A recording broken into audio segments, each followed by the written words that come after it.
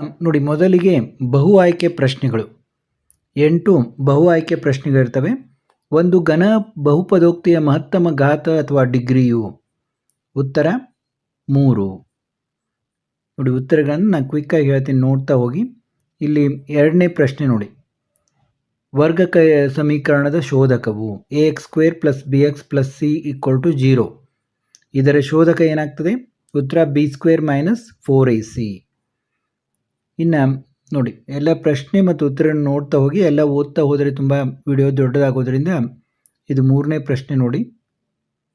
4ನೇ ಪ್ರಶ್ನೆ ಅವಿಭಾಜ್ಯ ಸಂಯುಕ್ತ ಸಂಖ್ಯೆಯ ಬಗ್ಗೆ ಕೇಳಿದ್ದಾರೆ ನೋಡಿ.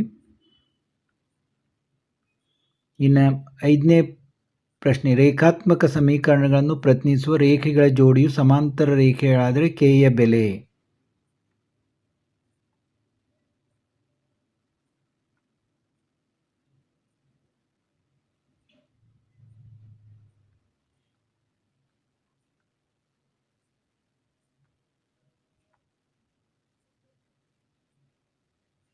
ನೋಡಿ, 6ನೇ ಚಿತ್ರ ನೋಡಿ, ಉತ್ತರ ನೋಡಿ.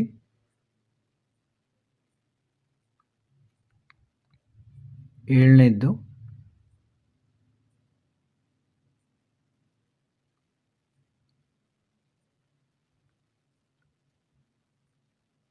ಶಂಕುವಿನ ಬಗ್ಗೆ. 8ನೇ ಪ್ರಶ್ನೆ.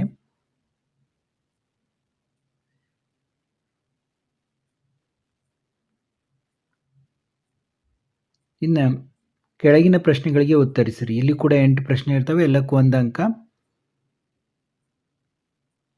9ನೇ ಪ್ರಶ್ನೆ ನೋಡಿ, 10ನೇದು ನೋಡಿ.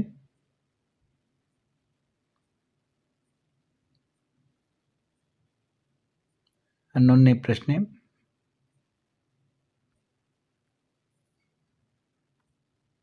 ಸಂಭವನೀಯತೆ ತೋರಿಸಿ. 12ನೇ ಪ್ರಶ್ನೆ. ಗೋಳದ ಘನಫಲವನ್ನು ಕಂಡುಹಿಡಿಯುವ ಸೂತ್ರ ಬರೆಯಿರಿ. 13ನೇ ಪ್ರಶ್ನೆ. ಎನ್ ದ ಬೆಲೆ ಕಂಡುಹಿಡಿಯಿರಿ. 14ನೇ ಪ್ರಶ್ನೆ. 15ನೇ ಪ್ರಶ್ನೆ ಉತ್ತರ ನೋಡಿ. 16 ನೋಡಿ.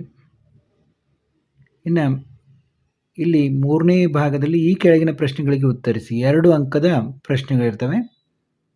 ಇಲ್ಲಿ ಅಥವಾ ಒಂದು ಚಾಯ್ಸ್ ಇದೆ ನಿಮಗೆ. ಮೊದಲ ಪ್ರಶ್ನೆ ಮತ್ತು 2ನೇ ಚಾಯ್ಸ್ ಪ್ರಶ್ನೆ ಎಲ್ಲ ಎರಡದರೂ ಉತ್ತರ ಇದೆ ಇಲ್ಲಿ ನೋಡಿ. ಅಥವಾ ಪ್ರಶ್ನೆಯ ಉತ್ತರ.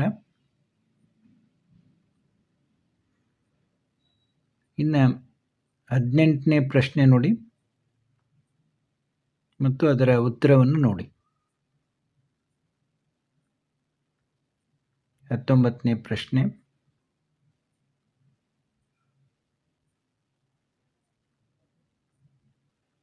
20ನೇ ಪ್ರಶ್ನೆ ನೋಡಿ.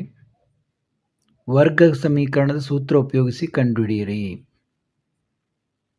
ನೋಡಿ, ಎದ ಬೆಲೆಯನ್ನು ಕಂಡುಹಿಡಿಯಿರಿ. ಅಥವಾ ಇದೆ, ಇದಕ್ಕೆ ಒಂದು ಚಾಯ್ಸ್ ಇದೆ.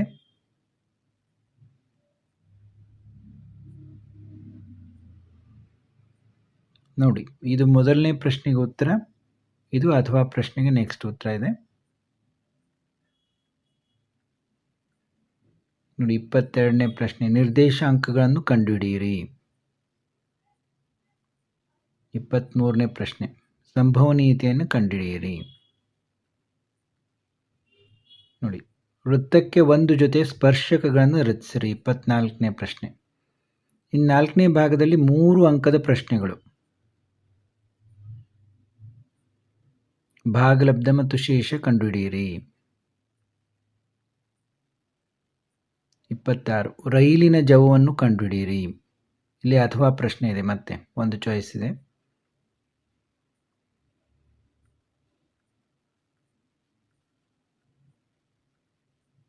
ಅಲ್ಲಲ್ಲಿ ಪಾಸ್ ಮಾಡಿ ನೋಡ್ಬೋದು ನೀವು. ಬಾಹ್ಯ ಬಿಂದುವಿನಿಂದ ವೃತ್ತಕ್ಕೆ ಎಳೆದ ಸ್ಪರ್ಶಗಳ ಉದ್ದವು ಸಮವಾಗಿರುತ್ತದೆ ಎಂದು ಸಾಧಿಸಿ.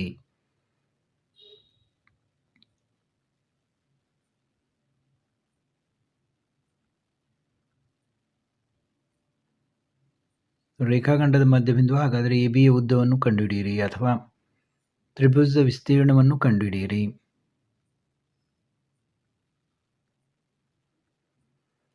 ನೋಡಿ, ಕೆಳಗಿನ ದತ್ತಾಂಶಗಳಿಗೆ ಸರಾಸರಿಯನ್ನು ಕಂಡುಹಿಡಿಯಿರಿ ಅಥವಾ ಬಹುಲಕವನ್ನು ಕಂಡುಹಿಡಿಯಿರಿ.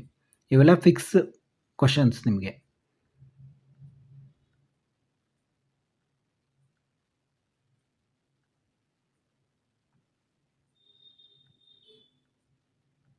ಓಜಿವೇಳೇರಿ,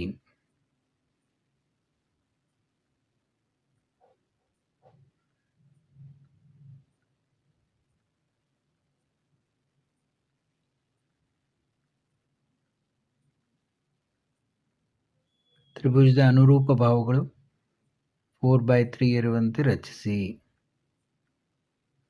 ಭಾಗದ ವಿಸ್ತೀರ್ಣ ಕಂಡುಹಿಡಿಯಿರಿ.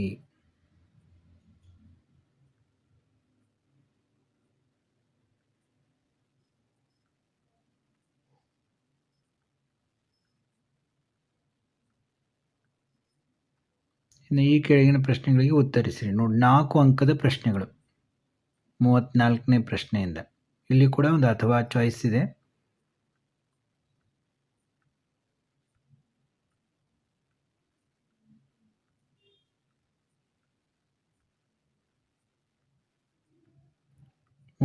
ಕೊಟ್ಟಿರುವ ರೇಖಾತ್ಮಕ ಸಮೀಕರಣಗಳ ಜೋಡಿಯ ಪರಿಹಾರವನ್ನು ನಕ್ಷೆ ವಿಧಾನದಿಂದ ಕಂಡುಹಿಡಿಯಿರಿ.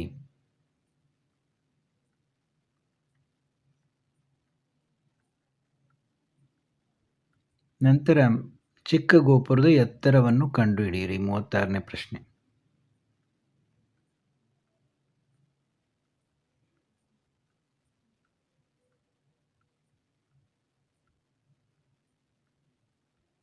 ಒಂದು ಲಂಬಕೋನ ತ್ರಿಭುಜದಲ್ಲಿ ವಿಕರ್ಣದ ಮೇಲಿನ ವರ್ಗವು ಉಳಿದೆರಡು ಬಾಹುಗಳ ವರ್ಗಗಳ ಮೊತ್ತಕ್ಕೆ ಸಮನಾಗಿರುತ್ತದೆ ಎಂದು ಸಾಧಿಸಿ.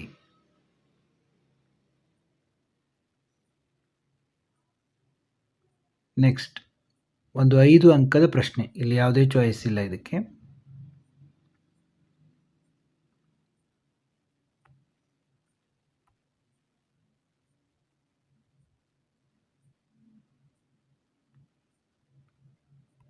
ಇಲ್ಲಿಗೆ ನಿಮ್ಮ ಗಣಿತದ ಪ್ರಶ್ನೆ ಪತ್ರಿಕೆ ಮತ್ತು ಉತ್ತರವನ್ನು ನೋಡಿದೆವು. ಮತ್ತೆ ಭೇಟಿಯಾಗೋಣ.